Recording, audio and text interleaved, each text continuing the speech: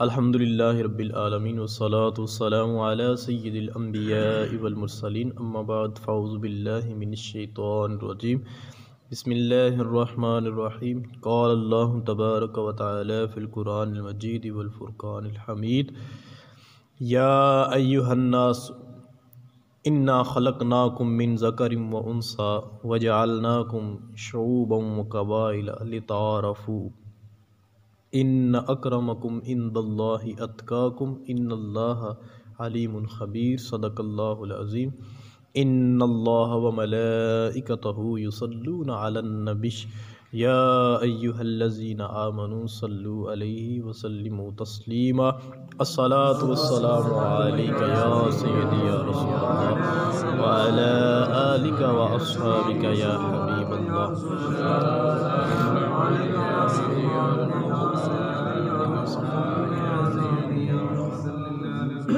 معزز سامعین، آج ہم جس موضوع پر چند ایک احادیث پڑھیں گے اس کا عنوان ہے وجہ فضیلت صرف تقوی ہے۔ یعنی اس کائنات کے اندر اگر کسی ایک شخص کو دوسرے شخص پر فضیلت دی جا سکتی ہے تو وہ صرف اور صرف اس کے متقی اور پرہیزگار ہونے کی وجہ سے فضیلت دی جا سکتی ہے۔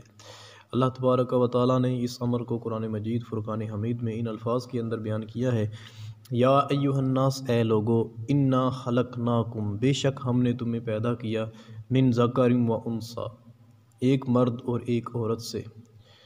اے لوگو، ہم نے تمہیں ایک مرد اور ایک عورت سے پیدا کیا، وجعلناکم شعوبا و قبائل، پھر اللہ نے تمہاری قومیں اور قبیلے بنا دیے۔ قومیں اور قبیلے بنانے کا مقصد کیا ہے؟ ارشاد فرمایا لتعارفوا، صرف اور صرف پہچان کے لیے۔ اللہ نے انسانیت کی تخلیق کے بعد مختلف قومیں پیدا کی اور مختلف قبیلے پیدا کیے، اور ارشاد فرمایا کہ یہ قومیں اور قبیلے صرف تعارف کے لیے ہیں، جان پہچان کے لیے ہیں۔ ان اکرمکم عند اللہ اتقاکم، اللہ کے نزدیک اگر کوئی عزت والا ہے تو وہ صرف اور صرف وہی ہے جو سب سے زیادہ اللہ سے ڈرنے والا ہے۔ ان اللہ علیم خبیر، بے شک اللہ تبارک و تعالی جاننے والا بھی ہے اور خبر رکھنے والا بھی ہے۔ تو ہم نے قوموں اور قبیلوں کو فضیلت کا معیار بنا لیا، لیکن اصل میں قوم اور قبیلہ اس کے ساتھ تعلق ہونا یہ انسان کو فائدہ نہیں دیتا، نہ ہی یہ وجہ فضیلت ہے۔ اللہ کے ہاں اگر کوئی چیز فضیلت والی ہے تو وہ صرف اور صرف اللہ کا ڈر اور تقوی ہے۔ حضور نبی کریم صلی اللہ علیہ وآلہ وسلم کا ارشاد گرامی قدر ہے، قیامت کے روز جس کو اس کے برے اعمال نے جنت میں جانے سے روک دیا تو اس کا خاندانی نسب اسے جنت میں نہیں لے کے جا سکے گا۔ جس کے اعمال ہی اس قابل نہیں کہ اللہ اس کو جنت دے، تو اس کا خاندانی نسب، اس کا چودھری ہونا، اس کا جٹ ہونا، اس کا مرزا ہونا، اس کا کسی بڑی برادری کے ساتھ تعلق ہونا، یہ اس کو جنت میں لے کے نہیں جائے گا جب اس کے عمل ہی اس قابل نہیں کہ اللہ اسے جنت دے۔ تو ہم نے اس مختلف ذاتوں کی وجہ سے اور قبیلوں کی وجہ سے ایک دوسرے کے اوپر فخر کرنا شروع کر دیا۔ اصل جو اللہ کی ہاں عزت والا ہے وہ وہی ہے جو سب سے زیادہ اللہ سے ڈرنے والا ہے۔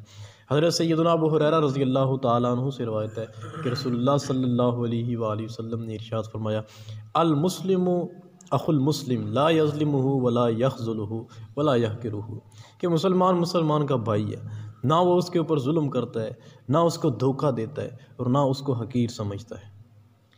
اور 3 دفعہ اپنے سینہ مبارک کی طرف اشارہ کرتے ہوئے نبی کریم صلی اللہ علیہ وآلہ وسلم نے ارشاد فرمایا، التقویٰ ہا ہنا، التقویٰ ہا ہنا، التقویٰ ہا ہنا، سینے پہ ہاتھ رکھ کے ارشاد فرمایا تقویٰ یہاں ہے۔ بندہ دل سے اگر اللہ سے ڈرنے والا ہے تو وہی اصل تقویٰ ہے۔ اور یہ بڑی خوبصورت بات ہے، ارشاد فرمایا بحسب امرئ من الشر ان یحقر اخاہ المسلم، کسی آدمی کے بدترین ہونے کے لیے یہی کافی ہے کہ وہ اپنے مسلمان بھائی کو حقیر سمجھے۔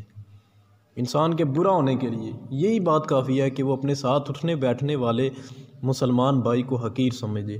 اور آگے ارشاد فرمایا کل المسلم علی المسلم حرام دمہ و مالہ عرضہ، ہر مسلمان کا دوسرے مسلمان کے اوپر حرام ہے کون سی چیزیں؟ دمہ، اس کا خون بہانا، و عرضہ، اس کی عزت پر حملہ کرنا، و مالہ، اور اس کے مال کو ضائع کرنا۔ حضور نبی کریم صلی اللہ علیہ وآلہ وسلم نے ارشاد فرمایا وہ شخص کبھی جنت میں داخل نہیں ہوگا جس کے دل میں رائی کے دانے کے برابر تکبر ہوگا۔ تو صحابہ کرام نے سمجھا کہ شاید اچھا لباس پہننا اور کپڑے اچھے استعمال کرنا، جوتا اچھا استعمال کرنا، یہ بھی تکبر ہے۔ تو ایک شخص نے عرض کیا یا رسول اللہ صلی اللہ علیہ وسلم، انسان اس بات کو پسند کرتا ہے کہ کپڑے خوبصورت ہوں اور اس کے جوتے بھی اچھے ہوں، تو کیا یہ بھی تکبر میں شمار ہوگا؟ یہ سن کر حضور نبی کریم صلی اللہ علیہ وآلہ وسلم نے ارشاد فرمایا ان اللہ جمیل ویحب الجمال، اللہ خوبصورت ہے اور خوبصورتی کو پسند کرتا ہے، یعنی خوبصورت لباس پہننا اور اچھا جوتا استعمال کرنا یہ تکبر نہیں ہے۔ الکبر بطر الحق وغمط الناس، اصل میں جو تکبر کی تعریف ہے وہ یہ ہے کہ تکبر جو ہے یہ حق بات کو ماننے سے انکار کر دینا اور دوسرے لوگوں کو حقیر سمجھنا، یہی تکبر ہے۔ تکبر کی ایک تعریف یہ ہے کہ بندہ اپنے ساتھ منسلک جو اٹھنے بیٹھنے والے دوسرے لوگ ہیں ان کو حقیر سمجھے۔ آخری حدیث مبارکہ ہے، نبی کریم صلی اللہ علیہ وآلہ وسلم نے ارشاد فرمایا کہ ایک آدمی نے کہا خدا کی قسم اللہ تعالیٰ فلاں شخص کی بخشش نہیں فرمائے گا، یعنی جیسے ہم کسی کے بارے میں غلط رائے قائم کر لیں تو فوراً کہتے ہیں یا اللہ اسے بخش دے گا، یا بعض لوگ کہتے ہیں اللہ اس کو کبھی نہیں معاف کرے گا۔ تو نبی کریم علیہ الصلوۃ والسلام نے ارشاد فرمایا جب اس شخص نے یہ کہا نا کہ اللہ اس شخص کو کبھی معاف نہیں کرے گا، تو اللہ عز و جل نے ارشاد فرمایا کون ہے جو میرے بارے میں قسم اٹھاتا ہے کہ میں فلاں کی بخشش نہیں کروں گا؟ تم کون ہوتے ہو فیصلہ کرنے والے کہ میں اس کی بخشش نہیں کروں گا؟ آگے ساتھ ہی ارشاد فرمایا، اللہ ارشاد فرماتا ہے انی قد غفرت لہ واحببت عملک، میں نے اسے تو بخش دیا ہے لیکن تیرے اعمال ضائع کر دیے ہیں۔ وجہ یہ ہے کہ تم نے جو میرا اختیار تھا اس کو چھیننے کی کوشش کی ہے مجھ سے۔ بخشنا کسی کو یا عذاب دینا یہ میرے اختیار میں ہے، تم کون ہوتے ہو اس بات کا فیصلہ کرنے والے؟ گویا کہ تم نے اس شخص کو اعمال کو حقیر سمجھا اور اپنے آپ کو اس سے بہتر خیال کیا، اس لیے میں نے اس کو تو معاف کر دیا لیکن تیرے اعمال کو میں نے ضائع کر دیا۔ تو اس لیے اللہ کے ہاں جو خطبہ حجۃ الوداع کے موقع پر بھی نبی کریم صلی اللہ علیہ وسلم نے ارشاد فرمایا تھا لا فضل لعربی علی اعجمی ولا لاعجمی علی عربی، کہ کسی عربی کو اجمی پر کوئی فضیلت حاصل نہیں ہے، کسی عربی کو اجمی پر اور کسی اجمی کو عربی پر کوئی فضیلت حاصل نہیں ہے، کسی سرخ رنگ والے کو گورے رنگ والے پر، گورے رنگ والے کو سرخ رنگ والے پر کوئی فضیلت حاصل نہیں ہے۔ ہاں ایک چیز ہے جس کی وجہ سے تم اللہ کے ہاں متقی شمار کیے جاتے ہو، اللہ کے ہاں عزت والے شمار کیے جاتے ہو، اور وہ کیا ہے؟ دنیا کے اندر رہتے ہوئے اس کا کسی ذات کے ساتھ تعلق ہو، اللہ سے وہ زیادہ ڈرنے والا ہے، اللہ کے ہاں وہ سب سے زیادہ عزت دار وہی ہوگا جو اللہ سے زیادہ ڈرنے والا ہوگا۔